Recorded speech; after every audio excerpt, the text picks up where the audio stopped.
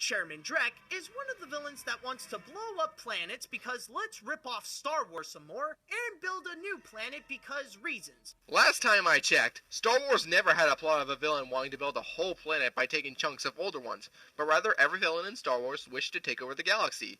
As for the because reasons part, Drek wanted to build a new planet where he and everyone who helped him could live perfect lives on, as Drek absolutely hated living on his original planet. Again, the movie explains this and gives details to make it all clear that it's not just there to rip off Star Wars. How the crap are you this lazy to realize that? Because he has no interest in the franchise. Don't you ever understand that from critics? Along with his tough robot assistant, Victor. But then there's Captain Quark, the most selfish, idiotic, hateable thing that this movie has to offer. Oh, so Quark is a lot like he was in the original game. Good to know, mate. I mean, it's not like they did that to be loyal to the franchise or anything. That's just absurd, even for adaptation standards. What a coincidence that this is from Rainmaker. Because he's like Scorched Supernova from Escape from Planet Earth, incarnated into a video game character. Captain Quark debuted in the original Ratchet and Clank game in 2002. Escape from Planet Earth did not come out until 2013, so if anything, Scorched Supernova is early Captain Quark, incarnated into a movie character. First of all, the reason why he compared Captain Quark to Scorched Supernova is because of the same character. And while I don't agree with him that Rainmaker made this movie, since the developers of Ratchet and Clank made this movie, but there's something you need to understand. Captain Quark and Scorched Supernova has the same personality in movie form. First and secondly, the reason why Captain Quark is stupid because that's what he thinks he is because Captain Quark is getting stupider as the games went on. From the first game to the last game, he gets way stupider and stupider. That's why Animat sees him as Scorched Supernova, incarnated to a video game character. Look, that's what the critics are just looking at him. I know.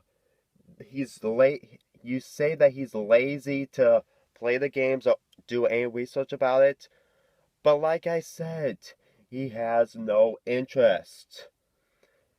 Seriously, if you never skipped his intro or his history about the game, then you will pretty much understand why this review is really not what you think it should be. I do admit that critics shouldn't be bashing on this movie completely, but I don't want to control them and get any involvement into this fanboyness. Anyway, let's continuing on. Along with his team of galactic idiots, all he does is be so stupid and act like he's the best at everything. I don't know, man. That sounds pretty faithful to me. Next! He glorifies his stupidity by giving those who are smarter than him a really hard time, like Ilaris, who is possibly the only tolerable character in this. And the saddest part about this guy is that he's so dumb and unlikable that it even makes me want to root for the villains. Dr. Nefarious has every right to become the Rangers' enemy for his poor treatment from them, and when the villains try to manipulate Quark, the plan is ridiculous, yet I can believe that it works because only someone that's as absent-minded as him can be dumb enough to fall for it. Seriously, is he like this in the games? How could anyone be excited for this if the characters are this unpleasant to sit through? You only seem to have a gigantic beef with Quark, where I will admit got too much focus on the film, but besides that, you only said that Ratchet was generic, Clank was a C-3PO knockoff, and Drek was just there to be evil, and you didn't give any evidence to back those up, unlike Quark where you tried to explain, and that shows that you barely paid attention to the rest of the cast. If you found the other characters unlikable, go over what you didn't like about them, instead of just lingering on one specific character. This entire video is not meant for you to hate on one character, it's for you to give your proper thoughts on the film as a whole. Give proper thoughts instead of overblowing these idiotic claims on one specific character. The reason why he didn't talk about the rest of the cast is because they were not important whatsoever. It's just that he doesn't care about them whatsoever. He wasn't being lazy, he just didn't care about them. And secondly,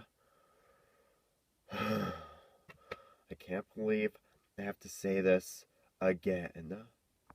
He has no interest in the franchise and he didn't play the games. Also, he goes into the movies just to go straight. I'm sorry. I'm really sorry. This commentary is so bad that I can't even take much more of this. Let's just end this video as possible. It could be just the fact that I don't play the games, but after watching this, I don't think I can understand why anyone would be interested in the franchise. People don't get drawn towards a video game series because of its stories and characters, unless they're the selling point. They get drawn into a series because of its gameplay. And the gameplay and overall charm of the Ratchet and Clank series are what draw people towards it, myself included.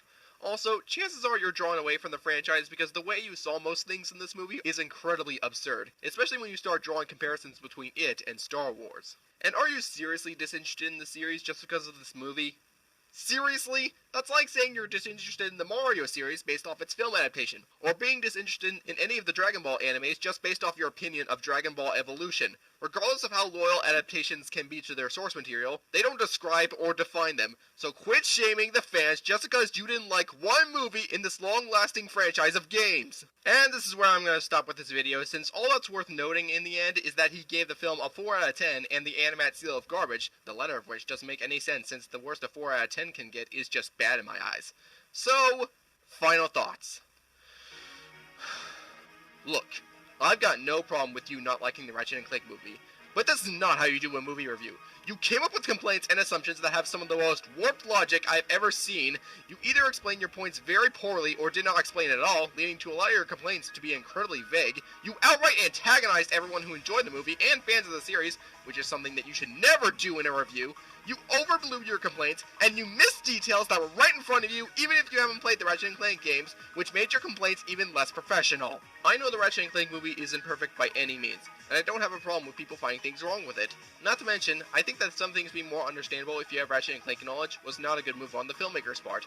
But something's horribly wrong when I could do a lot more explaining as to why your claims are idiotic and why I think the movie's factors do work than you did explaining why you thought the movie was bad. The thing that I'm getting at is, if you want to give a proper explanation as to why you didn't like a movie, you have to make points that have a decent sense of logic behind them, and analyze each and every detail of the movie to make sure your points don't sound idiotic. If you want to know what I mean by this, watch Chris Stuckman's review of the movie. He did a much better job giving proper criticism and valid points. Now before I end this video, I want to address this. Animat. I do not intend for this commentary to be a cyber attack on you. I just see several glaring issues that need to be addressed. I hope you can give these criticisms some thought, because I do believe that you can make some very impressive videos. Heck, you've made some alright videos in the past, so I hope you can make more videos like these, and a lot less videos like this one. I'm the Lightning Ripper, and I'm suddenly in the mood to play some Ratchet and Clank.